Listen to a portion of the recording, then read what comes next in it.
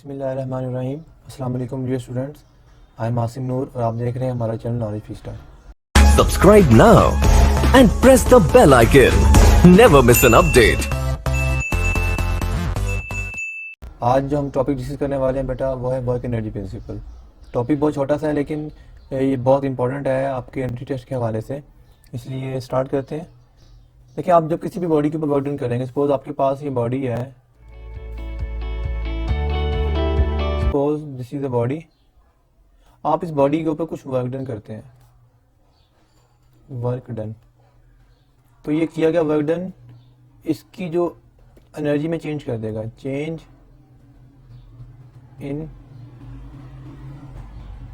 Kinetic energy. ठीक है, तो ये इसकी स्टेटमेंट हम सिंपल ले लेते हैं, टॉपिक खत्म हो जाता है। ये जो वर्क डन है body, work done on a body is equal to change in kinetic energy, या एक और चीज़ हो सकती है चेंज इन पोटेंशियल एनर्जी। तो यह हमारा टॉपिक खत्म हो जाता है। इसको मैथमेटिकली लिख लेते हैं, इसके बाद कुछ क्वेश्चंस कर लेते हैं। मैथमेटिकली लिखा जाए तो work is equal to change in kinetic energy अगर आपके पास नॉन कंजर्वेटिव फील्ड हो। अब नॉन कंजर्वेटिव फील्ड क्या होती है, अभी मैं आपको आइडिया दे देता हूँ इसका। और अगर आपके पास कंजर्वेटिव फील्ड हो तो वर्क डन होता है चेंज इन पोटेंशियल एनर्जी अगर आपके पास कंजर्वेटिव फील्ड हो। अब कंजर्वेटिव फील्ड्स कौन कौन सी होती हैं? ग्रेविटेशनल फोर्स है,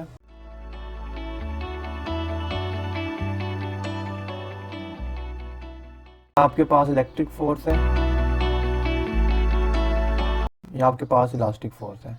ये तीनों फोर्सेस कंजर्वेटिव होती हैं, तो इनकी वजह से अगर वर्क डन हो रहा है तो फिर हम कहेंगे चेंज पोटेंशियल एनर्जी। अगर इनके अलावा कोई भी फोर्स है, लाइक फ्रिक्शनल फोर्स है, टेंशन इन द स्ट्रिंग है, या कोई भी अदर फोर्स है, तो हम उसे कहते हैं उसकी जो वर्क डन करेगा उसकी वजह से बॉडी के अंदर उसकी काइनेटिक एनर्जी में चेंज आएगा। समझ के डॉट टी।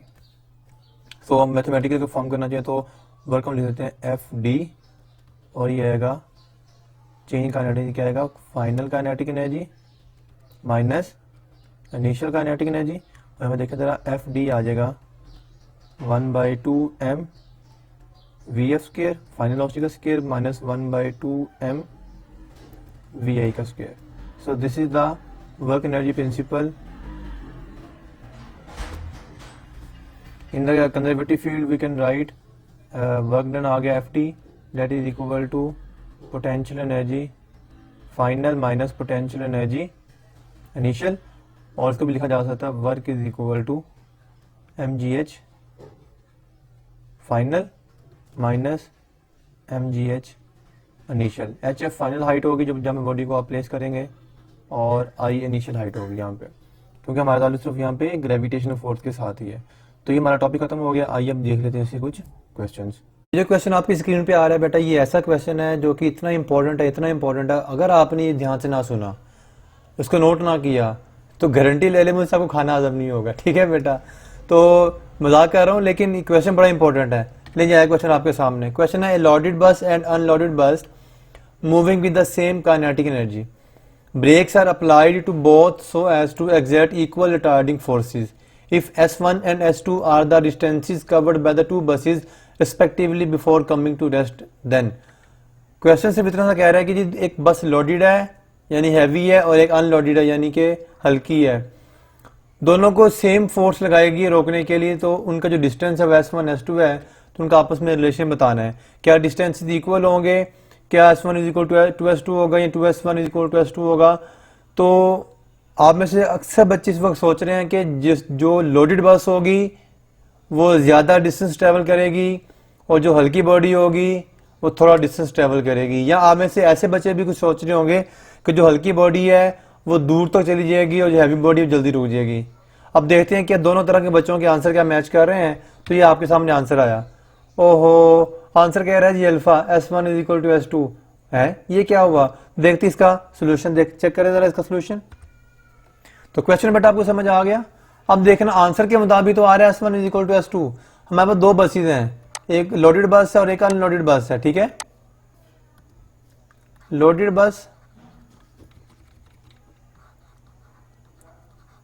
लोडेड बस ने कितना डिस्टेंस ट्रेवल करना है S1, और जो अनलोडेड बस है उसने कितना डिस्टेंस ट्रेवल करना है, s2। अब दोनों के ऊपर फोर्स सेम लगी है, ठीक है। क्वेश्चन में मेंशन है F1 is equal to F2 क्या लें, that is equal to F।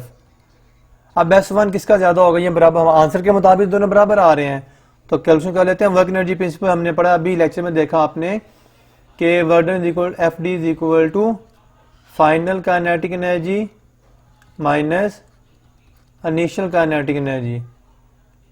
अब आप यहाँ पे देख सकते हैं कि दोनों बसेस को रोकना है, इसका मतलब दोनों की फाइनल काइनेटिक एनर्जी क्या होगी, ये चीज तो सेम होगी दोनों बसेस के लिए, सेम फॉर बोथ, तो दोनों को रुकना है। अच्छा, इनिशियल काइनेटिक एनर्जी भी क्वेश्चन में मेंशन किया गया कि इनिशियल काइनेटिक एनर्जी दोनों की क्या है, सेम फॉर बोथ। इसका मतलब राइट हैंड साइड पे जो भी आंसर आएगा वो सेम रहेगा, बेशक लोडेड बस हो बेशक वो अनलोडेड बस हो। अब मजे की बात यह है कि उसने फोर्स भी क्या कर दी है, सेम, ये भी दोनों के लिए क्या आ रही है, सेम। अब देखिए लेफ्ट हैंड साइड और राइट हैंड साइड पे सारे फैक्टर कांस्टेंट आ रहे हैं, तो फिर ये जो डी बच गया बेचारा, ये क्या करेगा, ये बेचारा कहेगा मुझे भी सेम ही रहना पड़ेगा, ठीक है। यानी कि डिस्टेंस क्या रहेगा, D1 is equal to D2, जो क्वेश्चन में है S1 is equal to S2। तो इस तरह से आपने देखा कि लोडेड बस और अनलोडेड बस अगर सेम काइनेटिक एनर्जी से मूव कर रहे हैं तो उनका जो स्टॉपिंग डिस्टेंस है वो उनका सेम होगा। क्वेश्चन है जी, question number 2, A bullet of mass 10 gram strikes a fixed target and penetrates 8 centimetre into it. If the average resistance offered by the target is 100 Newton, what is the velocity with which the bullet hits the target? बेटा अभी video को stop करें, उस question को बजाते खुद solve करें। Option check कर लेते हैं पहले, 20 मीटर पर सेकंड, 40 मीटर पर सेकंड, 100 मीटर पर सेकंड और 5 मीटर पर सेकंड। वीडियो पॉज करें और फौरन से सॉल्व करें और फिर वापस आके आंसर चेक करें। आंसर है बेटा इसका 40 मीटर पर सेकंड। क्या आपका ये आंसर आया? अगर ये आपका आंसर नहीं आया तो क्यों नहीं आया, देख लेते हैं इसका राइट सोल्यूशन। तो क्वेश्चन आपने देख लिया। क्वेश्चन ये है जी कि गोली का मैस कितना है जी, 10 ग्राम। इसे अगर किलोग्राम में कन्वर्ट करेंगे कितना बनेगा, ये that is equal to 10 into 10 की पावर -3 किलोग्राम हो जाएगा। और गोली के ऊपर जो रोकने वाली फोर्स लगी वो कितनी लगी है जी, 100 न्यूटन। हमें बतानी यानी फाइनल वेलोसिटी 0 होगी, उसकी इनिशियल वेलोसिटी बतानी है। और एक चीज और बताई गई है कि वो बॉडी के अंदर कितना पेनिट्रेट किया है, 8 सेंटीमीटर उसने डिस्टेंस ट्रेवल की है रुकने से पहले, यानी स्टॉपिंग डिस्टेंस आ गया इसका 8 सेंटीमीटर का मतलब है 8 इंटू 10 की पावर -2 मीटर। ओके, अब इसका सोल्यूशन चेक कीजिएगा जरा। According to work energy principle FD is equal to final kinetic energy mvf square minus 1/2 mva square. अब यहां पे फाइनल वेलोसिटी तो वैसे ही क्या है इसकी 0 है, तो यहां पे क्या आ जाएगा FD is equal to -1/2 mvi square. अब यहां पे उसने ये भी मेंशन किया है कि रिटार्डिंग फोर्स थी, तो हम दोनों तरफ का पुट कर देते हैं, यहां पर भी नेगेटिव फोर्स के साथ यहां पर भी फोर्स है नेगेटिव पुट कर देते हैं। तो आपके पास सोल्यूशन क्या आ जाएगा जी, FD is equal to 1/2 mvi square. ये वाला 2 मल्टीप्लाई कर ले इधर आके और m इधर आके डिवाइड हो जाएगा, तो फॉर्मूला बनेगा vi square is equal to 2FD over m। Putting the values 2 into 100 multiply d की वैल्यू आई 8 इंटू 10 की पावर -2 और यहाँ पे m आ गया आपके पास 10 इंटू 10 की पावर -3। अब यहाँ पे जो कटिंग होती है कर लें, 1 0 यहाँ से कैंसिल हो गया और ये -3 से -2 चला जाएगा, नीचे का रह जाएगा -1 रह जाएगा। तो आपके पास आ जाएगा ये आंसर आ रहा है, आपके पास क्या आ रहा है बेटा, सो आपका आंसर आ जाएगा vi square is equal to 2 multiply 10 multiply 8 यहां तक, और नीचे क्या बचा आपके पास 1 इंटू 10 की पावर -1। अब ये 10 ऊपर जाएगा तो आएगा 2 मल्टीप्लाई बाई 10 मल्टीप्लाई बाई 8, नीचे वाला 10 ऊपर आगे +1 हो जाएगा। मैं पूरी कैलकुलेशन करता हूँ ताकि आप इसको इजीली अंडरस्टैंड कर सकें, आपको समझना आसान हो आपके लिए।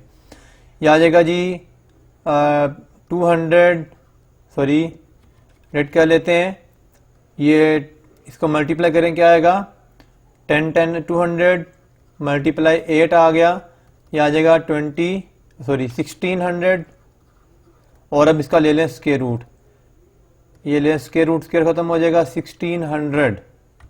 तो आंसर क्या आ गया, आप इसको चेक कर सकते हैं। इसका आंसर आता है बेटा 40 मीटर पर सेकंड और यही हमारा आंसर गिवन था।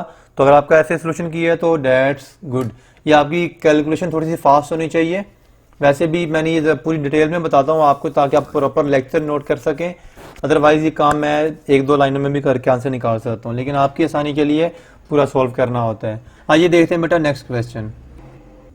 नेक्स्ट क्वेश्चन है cycle and a loaded bus are moving with same kinetic energy, the work done to stop both of them will be more in case of. Option है cycle, truck, work is same in both cases, more information is required.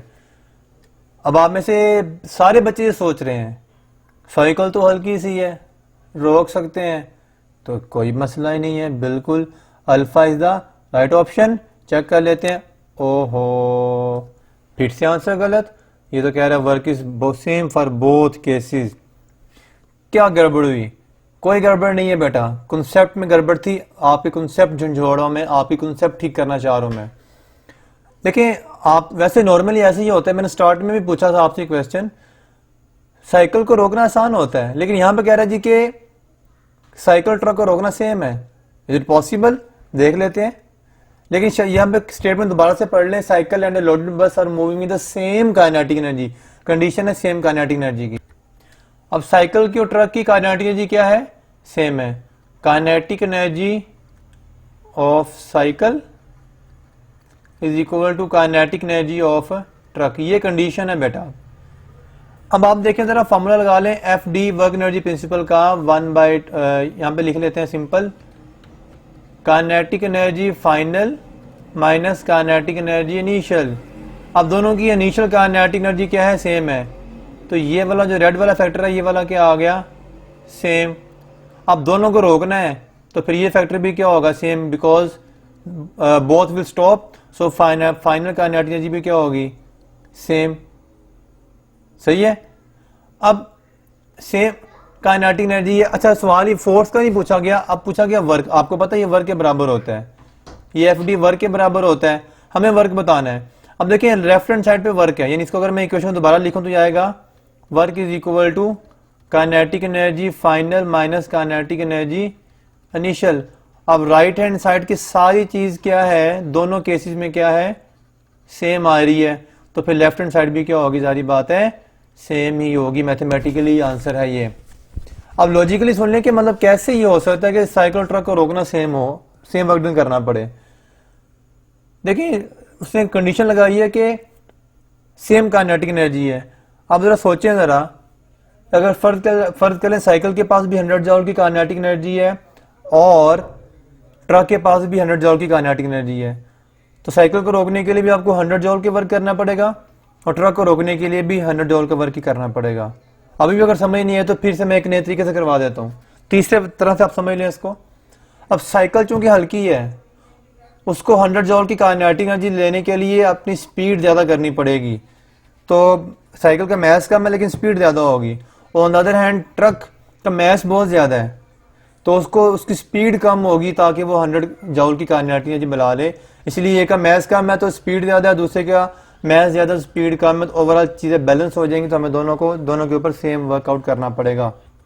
Last question है बेटा, two cars of masses M and 2M are moving parallel to each other, there are two signals A and B on the road, when they cross signal A both cars have same kinetic energy, at signal B both cars stops, at which car more work has been done. अब तो आपको वैसे practice हो गया तो आप बोल देंगे सर दोनों के लिए सेम ही है, लेकिन अगर मैं कह दूं कि आपका आंसर गलत है तो फिर मैंने बिल्कुल गलत बोला है, क्योंकि आपका आंसर इस दफा बिल्कुल ठीक है बेटा, क्योंकि वर्क इज सेम। अब इसको हम समझ लेते हैं कैसे। कंसिडर करें आपके पास कहता जी गाड़ी चल रही है, एक का मैस M है और एक का 2M है। फर्ज करो दो सिग्नल है, एक ये सिग्नल है, इसे हम सिग्नल A कह देते हैं और ये सिग्नल B कह देते हैं। अब यहाँ पे दो गाड़ियाँ, जिसका एक फर्ज करें मैस M है और इसका मैस क्या है 2M है। जब दोनों एक सिग्नल A को क्रॉस करती हैं, they have same kinetic energy, suppose कर लें वो काइनेटिक दोनों की सेम है। अब कहता है जी जब ये सिग्नल B पे पहुंचती है दोनों आगे रुक जाती हैं, M और 2M सेम सिग्नल पे आगे रुक गई हैं। इसका मतलब दोनों ने जो डिस्टेंस ट्रेवल किया है इनके दरमियान वाला वो दोनों के लिए क्या है, सेम है। तो वही बात आ गई, F D is equal to final kinetic energy minus initial kinetic energy. Final दोनों की क्या है, सेम है, और ये इनिशियल दोनों के लिए क्या है, सेम है। दोनों ने डिस्टेंस सेम ट्रेवल किया है, तो फिर जारी बात है दोनों के ऊपर फोर्स भी क्या लगेगी, सेम लगेगी, और वर्क भी आपका सेम होगा। सो बोथ केसेस में सेम वर्क डन करना पड़ेगा, क्योंकि हर चीज़ सेम आ रही है। तो आपने देखा इस तरह से हमारा आज का लेक्चर, इंशाल्लाह आज के लेक्चर के बाद आपका खाना बड़ा अच्छा जमा होगा आपको। तो खैर मजाक कर रहा हूँ बेटा, नेक्स्ट वीडियो लेक्चर तक अपना ख्याल रखिएगा। अल्लाह हाफिज़। Subscribe now and press the bell icon. Never miss an update.